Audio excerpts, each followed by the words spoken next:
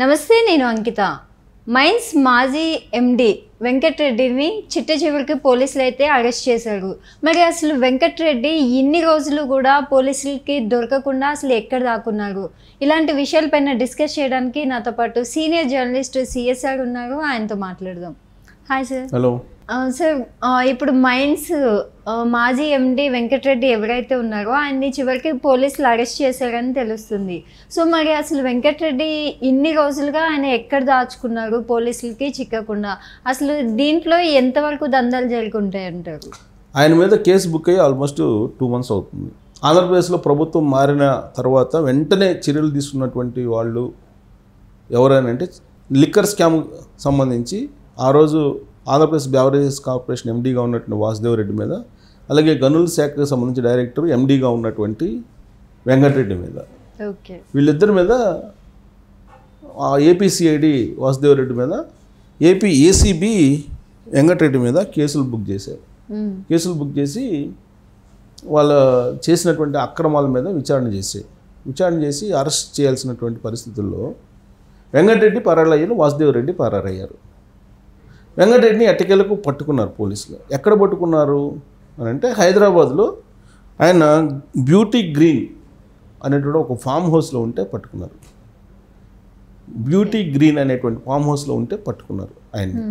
Beauty green Hyderabad పరిసర ప్రాంతాల్లో శివారు ప్రాంతాల్లో ఉన్న బ్యూటీ గ్రీన్ అనేటువంటి ఫామ్ హౌస్లో ఉంటే పట్టుకున్నారు. ఆ ఫామ్ హౌస్ ఎవరిది ఏంటి అని ఆరాధిస్తే డెఫినెట్గా జగన్మోహన్ రెడ్డి సంబంధించి బినామీలతో, జగన్మోహన్ రెడ్డి సంబంధించి మనుషులతో అవి ఉండాలి అనేది నీకు పోలీసులు అనుమానిస్తున్నారు.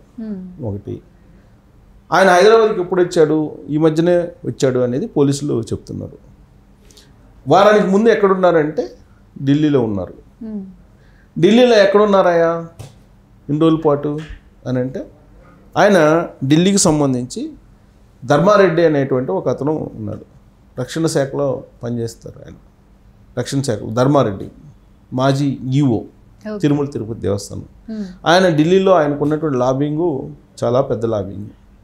గతంలో ఢిల్లీకి సంబంధించిన మెట్రోలో కూడా కార్పొరేషన్లో కూడా ఆయన పనిచేశారు, మెట్రో కార్పొరేషన్లో. కాబట్టి ఆయనకి అన్ని రకాలుగా, ఈయనేమో కోస్ట్ గార్డ్ సర్వీస్ నుంచి వచ్చాడు వెంకటరెడ్డి అనే అతను. కోస్ట్ గార్డ్ సర్వీస్లో ఉన్నటువంటి వెంకటరెడ్డిని డిప్యుటేషన్ మీద గనుల శాఖ ఎండీగా తీసుకొచ్చారు జగన్మోహన్ రెడ్డి గారు. డిప్యుటేషన్ 2 సంవత్సరాలు లేదా ఇంకో 2 సంవత్సరాలు, 4 సంవత్సరాలు, కానీ అంతకన్నా ఎక్కువగా ఆయన డిప్యుటేషన్ మీద కొనసాగిస్తూ మైనింగ్కి సంబంధించినటువంటి మొత్తం డిపార్ట్మెంట్ని లూటీ చేసేసింది వైఎస్ఆర్ కాంగ్రెస్ పార్టీకి సంబంధించినటువంటి లీడర్లు, పెద్దలు అందరూ కలిసి. అది మొత్తం కూడా తాడేపల్లి కేంద్రంగా జరిగినాయి దందాలు. దీంట్లో భారతిరెడ్డి గారి యొక్క ప్రమేయం కూడా ఉంది మైనింగ్కి సంబంధించినటువంటి దందాల్లో అనేటువంటి వర్షన్ కూడా వినిపిస్తుంది. ఏంటి అంటే భారతిరెడ్డి గారు రికమెండ్ చేసినటువంటి వాళ్ళని కానీ, సజ్జల రామకృష్ణారెడ్డి గారు రికమెండ్ చేసినటువంటి వాళ్ళని కానీ కాదనకుండా ఈ వెంకటరెడ్డి గారు అవుట్సోర్సింగ్ సిబ్బందిగా చేర్చుకొని కొన్ని లక్షల రూపాయల జీతాలు ఇచ్చారు 5 సంవత్సరాల పాటు అనేది ఆయన మీద ఉన్నట్టు ఒక అభియోగం. ఇది కాకుండా జేపీ వెంచర్స్ అనేటువంటి కంపెనీకి ఇసుక మొత్తాన్ని హోల్సేల్గా అప్పజెప్పేశాడు రాష్ట్రంలో. అది సుమారుగా 2,500 కోట్ల కుంభకోణం అనేది ప్రాథమికంగా లెక్కేస్తున్నారు ఏసీబీ. ఎవరిది జేపీ వెంచర్స్ అంటే జగన్మోహన్ రెడ్డి గారి బినామీ, అవినాష్ రెడ్డి గారి బినామీ, వీళ్ళకి సంబంధించినటువంటి వ్యవహారం. ఇది మొత్తం కూడా గనుల శాఖ మొత్తాన్ని కూడా మింగేశారు వైఎస్ ఫ్యామిలీ అనేటువంటి ఆరోపణలు తీవ్రంగా వినిపిస్తున్నాయి. దానికి సహకరించింది ఎవరంటే ఈ వెంకటరెడ్డి. సో ఈ వెంకటరెడ్డి మీద ఏసీబీ కేసు ఫైల్ అయినప్పుడు ఆయన దాదాపు 2 నెలల పాటు పరారీలో ఉన్నాడు.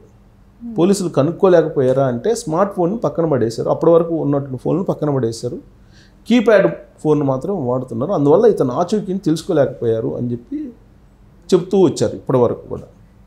అయితే ఇక్కడ ఎప్పుడైతే ఏసీబీ కేసు ఫైల్ అయిందో రాష్ట్రాన్ని వదిలిపెట్టి ఆయన ఢిల్లీ వెళ్ళిపోయారు. ఢిల్లీలో ఎవరు నీడనున్నారు, ఎవరు రక్షణలో ఉన్నారంటే ఈవో ధర్మారెడ్డి గారి రక్షణలో ఉన్నారు. ఈవో ధర్మారెడ్డికి విస్తృతమైన పరిచయాలు ఉన్నాయి ఢిల్లీలో. ఆయన రక్షణలో ఉన్నారు 2 నెలల పాటు సురక్షితంగా అని ఇప్పుడు పోలీసులు చెప్తున్నటువంటి మాట. అయితే మధ్యలో ఇంకొక న్యూస్ కూడా వచ్చింది ఈయన మీద. ఈయన దేశం విడిచి వెళ్ళిపోయారు, ఒక ఓడలో ఆయన వేరే దేశానికి వెళ్ళిపోయారు అనేది కూడా వచ్చింది ఈయన మీద. కానీ పోలీసులు మాత్రం ఒక ఛాలెంజ్గా తీసుకున్నారు ఈ కేసుని. వెంకటరెడ్డిని అరెస్ట్ చేయలేరా అనేటువంటి విమర్శలు ఆంధ్రప్రదేశ్ పోలీసుల మీద వస్తున్నాయి. ఒత్తిడి పెరిగింది. దాంతో ఛాలెంజ్గా తీసుకున్నారు ఆంధ్రప్రదేశ్ పోలీసులు. ఛాలెంజ్గా తీసుకొని ఇతను ఎక్కడున్నాడు ఏంటి అనే దాని మీద ఆరాధిస్తే ఢిల్లీలో మూలాలు కనిపించాయి వాళ్ళకి. ఢిల్లీ బాట పెట్టారు వాళ్ళు. ఆంధ్రప్రదేశ్ పోలీసులు ఢిల్లీ వస్తున్నారని తెలుసుకొని ఆయన హైదరాబాదు వచ్చారు. ఎక్కడికి? ఫామ్ హౌస్ వచ్చారు. ఆ ఫామ్ హౌస్లో తలదాచుకుంటూ ఉన్నాను ఆయన. ఇక్కడ ట్విస్ట్ పాయింట్ ఏంటంటే అసలు ఆంధ్రప్రదేశ్ ఏసీబీకి సంబంధించినటువంటి పోలీసు ఢిల్లీకి వస్తున్నారని చెప్పేసి వెంకటరెడ్డికి ఎలా తెలుసు? అంటే ఆంధ్రప్రదేశ్ పోలీసుల్లో జగన్మోహన్ రెడ్డికి సంబంధించినటువంటి కోర్టులు ఉన్నారు అని చెప్పడానికి ఇదొక ఉదాహరణగా కనిపిస్తుంది. ఓకే. సో అది తెలుసుకున్నటువంటి ఈ వెంకటరెడ్డి అక్కడి నుంచి ఢిల్లీ నుంచి హైదరాబాద్ ఉంచేటువంటి ఈ ఫామ్ హౌస్కి వచ్చారు. ఈ ఫామ్ హౌస్లో ఎవరి అండదండలు ఉంటాయి అని అంటే వైఎస్ఆర్ కాంగ్రెస్ పార్టీకి సంబంధించినటువంటి అండదండలు ఉంటాయి. పెద్దిరెడ్డి, చివరెడ్డి భాస్కర్ రెడ్డి గారు, పెద్దిరెడ్డి గారు వీళ్ళకి సంబంధించినటువంటి ఫామ్ హౌస్లు హైదరాబాద్ చుట్టుపక్కల అనేకం ఉన్నాయి బినామీ పేర్లతోటి అనేది చాలామంది చెప్తూ ఉంటారు. జగన్మోహన్ రెడ్డి గారికి సంబంధించినటువంటి కానీ, లేదా ఆయన అనుచరులకు సంబంధించినటువంటి కానీ వాళ్ళవి కానీ, లేదా వైఎస్ఆర్ కాంగ్రెస్ పార్టీకి సంబంధించినటువంటి మాజీ మంత్రులు కానీ ఫామ్ హౌస్లు అనేక మంది ఉన్నాయి అక్కడ. దాంట్లో ఒకటి ఈ ఫామ్ హౌస్. ఈ ఫామ్ హౌస్లో ఆయన తలదాచుకున్నాడని చెప్పి తెలుసుకున్నటువంటి ఏసీబీ పోలీసులు అక్కడికి వెళ్ళి అక్కడ ఆయన్ని అదుపులోకి తీసుకున్నారు అనేది తాజాగా తెలుస్తుంది. ఎందుకనంటే నిన్నటి వరకు ఆయన లొంగిపోయాడా లేదంటే ఆంధ్రప్రదేశ్ ఏసీబీ ఆయన్ని అరెస్ట్ చేసిందా అనేటువంటి చర్చ నడిచింది. ఇప్పుడు ఆంధ్రప్రదేశ్ ఏసీబీనే ఆయన్ని పట్టుకొని అరెస్ట్ చేసింది అని చెప్పి క్లారిటీ వచ్చేసింది. పట్టుకున్న తర్వాత అరెస్ట్ అయినటువంటి 24 గంటలు కోర్టులో సబ్మిట్ చేయాలి. వీళ్ళు ఏసీబీ కోర్టులో సబ్మిట్ చేశారు. ఏసీబీ కోర్టులో సబ్మిట్ చేసినప్పుడు ఏసీబీ కోర్టుకి ఏసీబీ అధికారులు ఏం చెప్పారంటే ఒక పిటిషన్ వేశారు. వెంకటరెడ్డి అనే అతను భారీగా అక్రమాలకు పాల్పడ్డాడు, 2500 కోట్లకు పైగా విలువైనటువంటి ఇసుకను దోచేశారు, ఇవి కాకుండా మినరల్స్కి తర్వాత క్వాడ్జీ లాంటి వాటికి అనుమతులు ఇవ్వడంలో అక్రమాలకు పాల్పడ్డాడు, కాబట్టి కస్టడీకి ఇవ్వాలని చెప్పి పిటిషన్ వేశారు. ఆ పిటిషన్ తోసిపుచ్చి ఆయన్ని రిమాండ్కి పంపించారు, అంటే జైలుకి పంపించారు. జైలుకి వేస్తూ రిమాండ్ విధించింది అక్కడ ఉండేటువంటి ఏసీబీ కోర్టు. ఇంతకీ ఆ ఏసీబీ కోర్టులో ఆ నిర్ణయం తీసుకున్న జడ్జి ఎవరు అనేటువంటి ఒక ఆసక్తికరమైనటువంటి అంశం తెర మీదకి వచ్చింది. ఆ జడ్జి ఎవరో కాదు, చంద్రబాబు నాయుడు గారిని నిరాధారమైనటువంటి ఆరోపణలతోటి అరెస్ట్ చేసినప్పుడు ఆంధ్రప్రదేశ్ సిఐడి ఆ కేసుని విచారించి చంద్రబాబు నాయుడు గారిని రాజమండ్రి సెంట్రల్ జైలుకి రిమాండ్కి పంపించినటువంటి జడ్జి ఆవిడ ఈ కేసులో వెంకటరెడ్డిని కస్టడీకి ఇవ్వడానికి నిరాకరిస్తూ ఆంధ్రప్రదేశ్ ఏసీబీకి రిమాండ్కి పంపించారు. సో రిమాండ్లో ఇప్పుడు వెంకటరెడ్డి రిమాండ్లో ఉన్నారు, అంటే జైల్లో ఉన్నారు. ఆయన్ని కస్టడీకి ఇస్తే తప్ప ఫర్దర్ ఇన్ఫర్మేషన్ ఆంధ్రప్రదేశ్ ఏసీబీకి వచ్చేటువంటి అవకాశం లేదు. కానీ జడ్జి మాత్రం కస్టడీకి ఇవ్వడానికి అంగీకరించకుండా ఆవిడ జైల్లోకి రిమాండ్కి పంపించారు. బహుశా కస్టడీ పిటిషన్ మళ్ళీ వేస్తారేమో ఆంధ్రప్రదేశ్ ఏసీబీ. అప్పుడు ఆ జడ్జి మరి కస్టడీకి ఇస్తారా ఇవ్వరా, విచారణకి ఒకవేళ వెంకటరెడ్డి సహకరించట్లేదని చెప్తున్నారు ఆంధ్రప్రదేశ్ ఏసీబీ. విచారణకు కనుక ఆయన సహకరించకపోతే ఫర్దర్గా ఉండేటువంటి అక్రమాలు అవన్నీ బయట రావాలి కదా.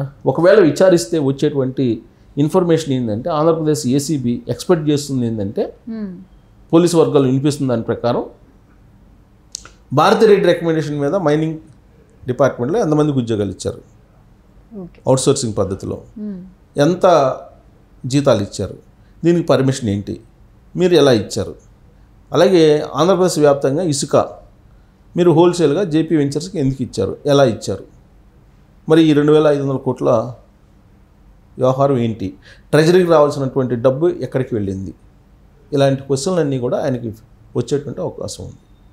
సో కాబట్టి అప్పుడు నిజాలు బయటకు వచ్చే అవకాశం ఉంది.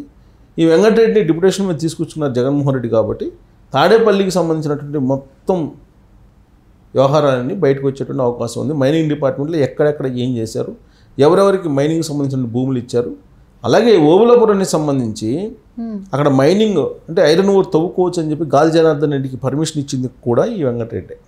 ఓకే, కోర్టులో ఉంది యాక్చువల్గా దాన్ని, కానీ కోర్టులో పిటిషన్ వేస్తూ మైనింగ్ తవ్వుకోవడానికి మేము అనుమతిస్తున్నామని చెప్పి ఆంధ్రప్రదేశ్ ప్రభుత్వం తరఫు నుంచి మైనింగ్ శాఖ ఒక పిటిషను దాఖలు చేసింది.